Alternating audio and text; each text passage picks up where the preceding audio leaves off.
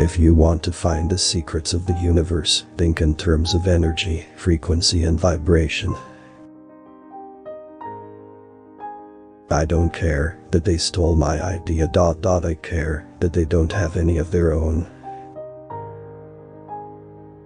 The scientists of today think deeply instead of clearly. One must be sane to think clearly, but one can think deeply and be quite insane. The present is theirs, the future, for which I really worked, is mine. The day science begins to study non-physical phenomena, it will make more progress in 1 decade than in all the previous centuries of its existence. If your hate could be turned into electricity, it would light up the whole world. Of all things, I liked books best. My brain is only a receiver. In the universe there is a core from which we obtain knowledge, strength and inspiration.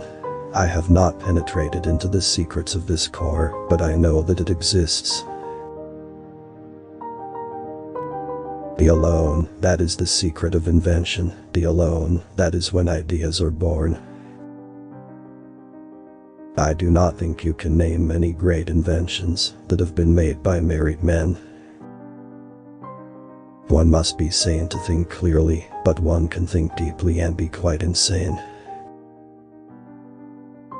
Our virtues and our failings are inseparable, like force and matter. When they separate, man is no more.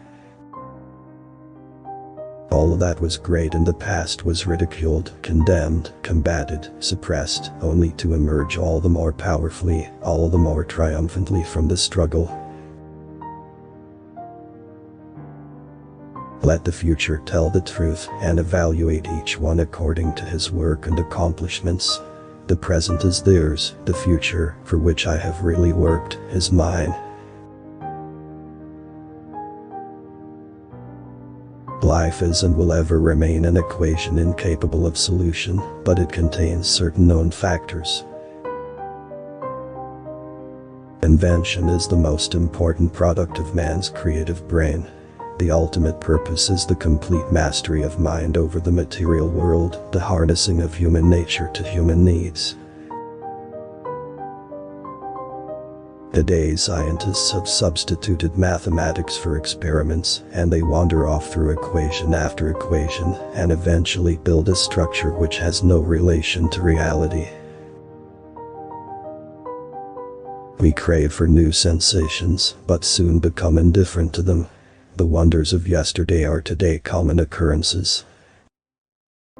If you only knew the magnificence of the 3, 6 and 9, then you would have the key to the universe. What one man calls God, another calls the laws of physics. The individual is ephemeral, races and nations come and pass away, but man remains. The gift of mental power comes from God, divine being, and if we concentrate our minds on that truth, we become in tune with this great power. My mother had taught me to seek all truth in the Bible.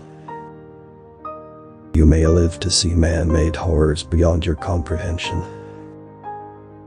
It's not the love you make, it's the love you give. Great moments are born great opportunity.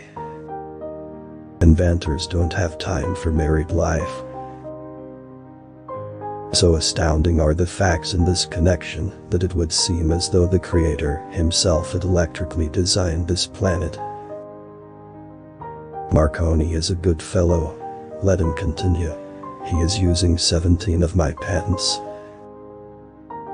Most persons are so absorbed in the contemplation of the outside world that they are wholly oblivious to what is passing on within themselves. But instinct is something which transcends knowledge. We have, undoubtedly, certain finer fibers that enable us to perceive truths when logical deduction, or any other willful effort of the brain, is futile. Most certainly, some planets are not inhabited, but others are, and among these there must exist life under all conditions and phases of development. Every living being is an engine geared to the wheelwork of the universe.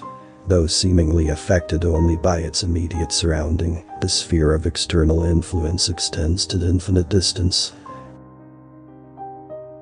The carrying out into practice of a crude idea as is being generally done is, I hold, nothing but a waste of energy, money and time.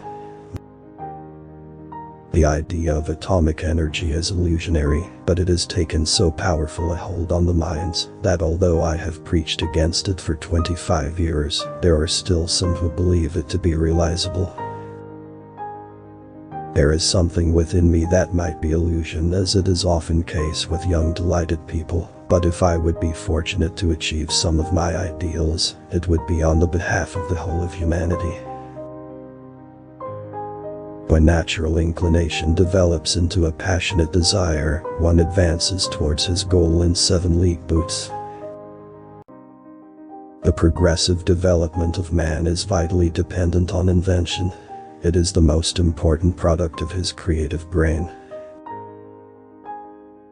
One may feel a sudden wave of sadness and rake his brain for an explanation when he might have noticed that it was caused by a cloud cutting off the rays of the sun. As I review the events of my past life, I realize how subtle are the influences that shape our destinies. If you only knew the magnificence of the 3, 6, and 9, then you would have a key to the universe. It is not in the shallow physical imitation of men that women will assert first their equality and later their superiority, but in the awakening of the intellect of women.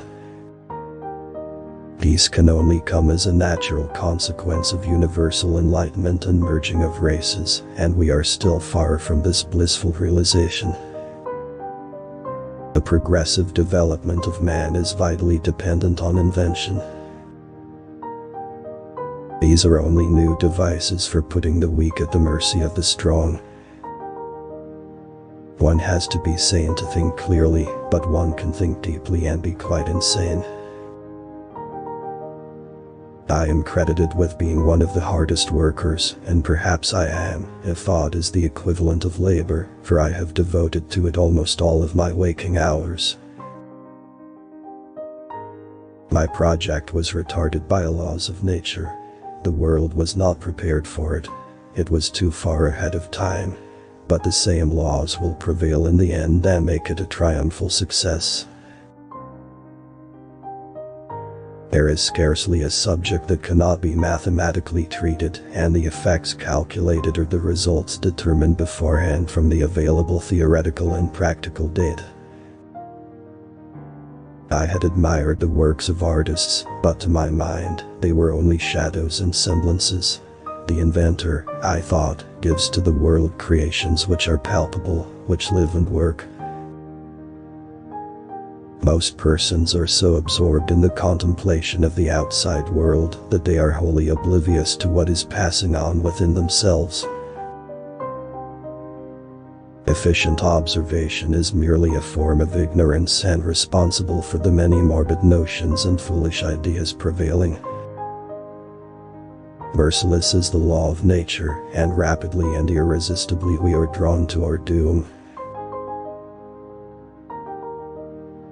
Instinct is something which transcends knowledge. We have, undoubtedly, certain finer fibers that enable us to perceive truths when logical deduction, or any other willful effort of the brain, is futile.